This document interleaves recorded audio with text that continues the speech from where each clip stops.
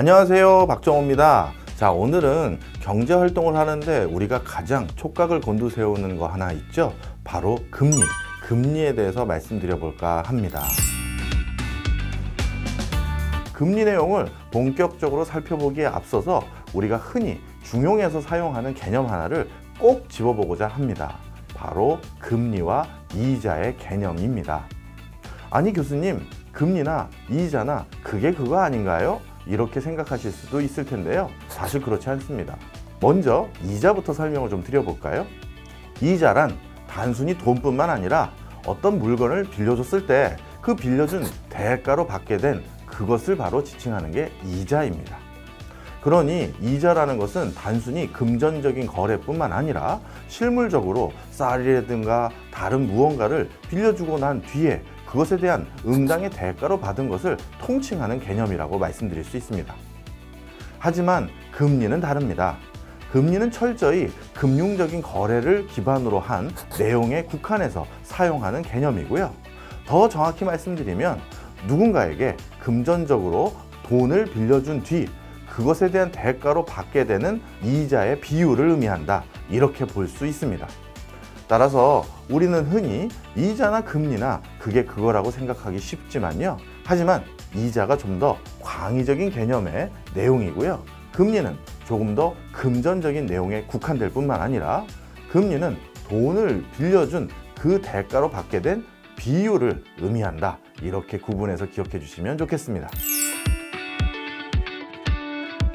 방금까지 제가 금리라고 말하긴 했습니다만 실제 우리가 일상생활에서 접하게 되는 금리라는 것은 정말 종류가 다양합니다.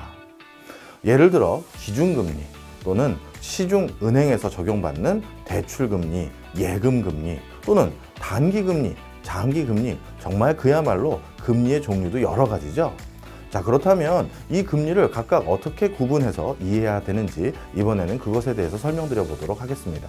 사실 금리라는 것도요, 다른 경제적인 현상과 맞물려서 똑같이 수요와 공급에 의해서 금리 수준이 결정되는 게 통상적입니다. 그런데 모든 금리가 그렇게 결정되는 것은 아니고요. 기준금리라는 것은 이런 시장의 수요와 공급의 원리에 의해서 결정되는 것이 아니라 특정한 정책적 목적 아래서 주어진 것이라는 차별성이 있습니다. 따라서 기준금리를 부르는 또 다른 용어로는 정책금리다라는 표현을 하기도 합니다. 자, 그래서 기준금리는 시장 원리에 의해서 결정되는 것이 아니고 나머지 금리들은 시장 원리에 의해서 결정되는 금리들이 있겠죠. 바로 그런 것들을 시장금리라고 부릅니다. 그런데 이 시장금리는 그 금리를 적용하는 기간이 단기, 장기에 따라서 다시 기간에 따라서 구분을 하는데요. 장기금리와 단기금리로 나누는 기준 중에 하나는 통상적으로 1년을 잡습니다. 1년 이상인 경우에는 장기금리, 1년보다 적을 경우에는 단기금리라고 부르는데요. 자, 이처럼 우리가 돈을 오랫동안 융통해 썼을 때, 융통해서 빌려다 썼을 때 그때 적용받는 금리 수준하고요. 단기간 돈을 짧은 기간 동안 빌려다가 쓰고 난 뒤에 그 대가로 지급하는 금리 수준, 당연히 다를 수밖에 없겠죠. 이처럼 금리가 기간에 따라 달라지는 이유는 그 돈을 융통해서 빌려 쓴 기간에 따라서 당연히 거기에 대한 대가를 달리 지불해야 되기 때문이다, 이렇게 말씀드릴 수 있습니다. 여기서 말하는 시장금리라는 것은 통상적으로 기관들을 대상으로 적용하는 금리들을 말합니다. 그렇다면 정작 우리 개개인들이 적용받는 금리는 가장 대표적인 게 무엇이 있을까요? 바로 여수신 금리라고 말씀드릴 수 있습니다. 여수신 금리라는 건 두 가지입니다. 우리가 돈을 빌려다 쓸 때 적용받는 금리가 하나 있고요. 반대로 우리가 돈을 빌려줄 때 적용받는 금리, 이 두 가지를 말하는 것입니다. 이렇게 우리가 돈을 빌릴 때와 빌려줄 때 다른 금리가 적용되게 되는데 이 두 가지 금리를 통칭해서 여수신금리라고 부르고요. 하나는 여신금리, 하나는 수신금리라고 부릅니다. 자, 그렇다면 여신금리와 수신금리는 각각 무엇일까요? 수신금리라고 하면 은행이 고객으로부터 예금을 받았을 때, 그렇게 했었을 때 지급하는 이자가 바로 수신금리입니다. 여신금리는 반대로 고객이 은행으로부터 대출을 받거나 했었을 때 적용되는 금리를 바로 여신금리라고 합니다. 이처럼 금리라는 것은 돈을 빌릴 때 적용하는 금리, 또는 빌려줄 때 적용하는 금리, 단기간에 적용하는 금리, 장기간에 적용하는 금리, 그 다음에 개인과 기관에 적용하는 금리가 각각 다르고요. 그러다 보니까 여러 종류의 금리들이 이렇게 존재하는 것입니다. 자, 그렇다면 이번에는 금리가 이렇게 여러 종류가 있다는 것은 배웠는데요. 궁극적인 얘기를 좀 더 해볼까 합니다. 그렇다면 이런 금리가 시장에서 뭔가 중요하고 많은 언론 미디어에서는 금리 변화에 대해서 거의 매일같이 보도를 하고 있는 상황인데요. 도대체 금리라는 게 무엇이 그렇게 중요하기 때문에 이렇게 연일 언론에서 보도하고 있는지를 우리가 한번 이 금리의 기능에 대해서 한번 살펴보도록 하겠습니다.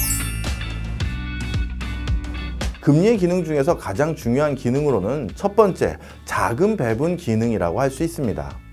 사실 금리가 올라가게 되면요, 돈을 빌려다 쓰기가 부담스럽겠죠. 따라서 이렇게 금리가 올라가게 되면 사람들의 소비도 좀 줄어들게 되고 기업들의 투자 활동도 위축되게 됩니다. 반대로 금리가 내려가면 상대적으로 돈을 싸게 빌려다 쓸 수가 있습니다. 그러다 보면 개인들 입장에서는 소비를 늘리게 되고요. 기업들 입장에서도 투자를 더 할 수 있는 여지가 생기게 됩니다.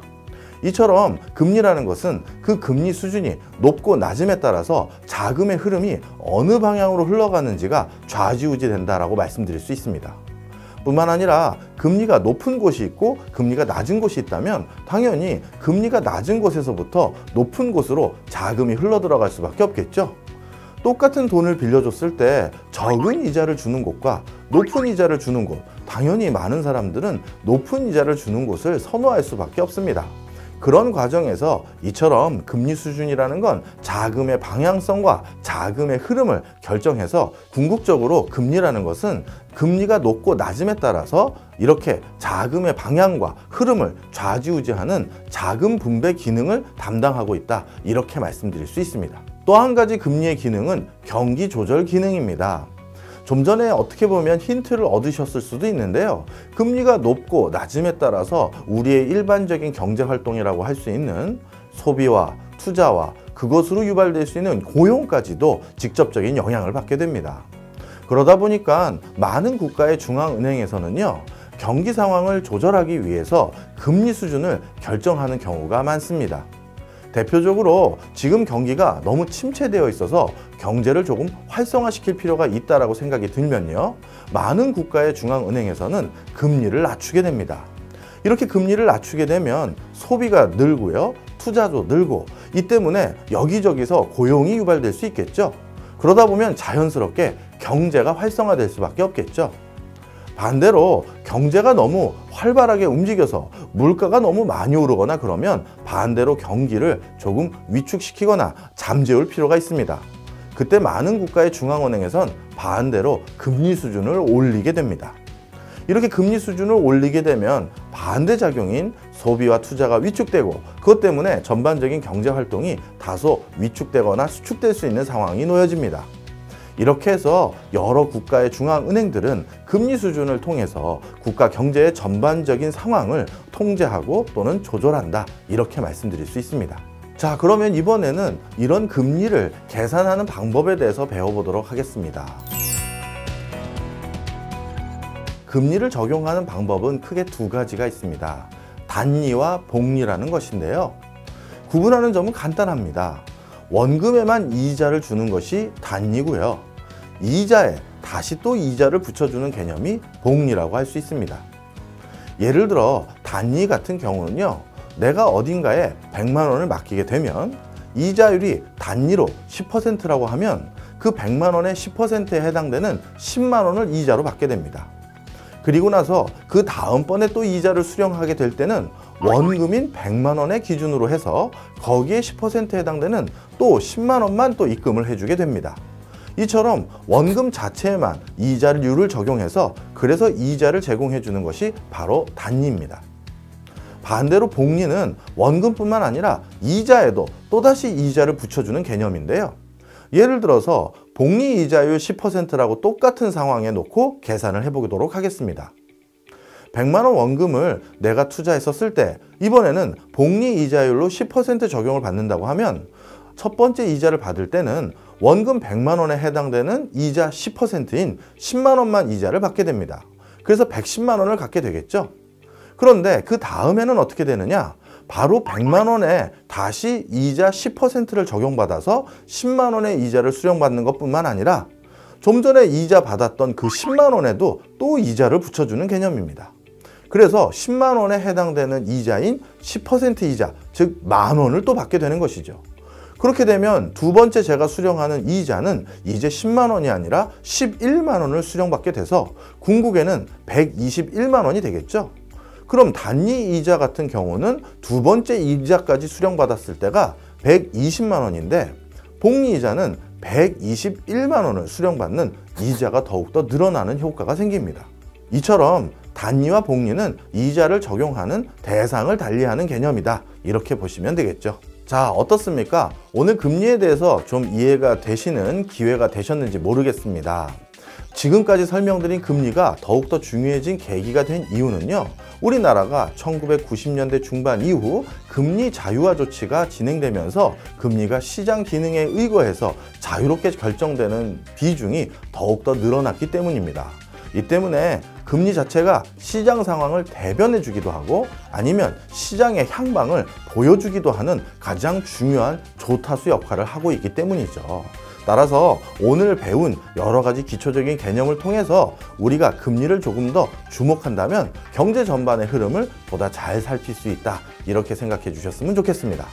저는 다음 시간에 또 다른 개념 들고 또 찾아뵙겠습니다. 감사합니다.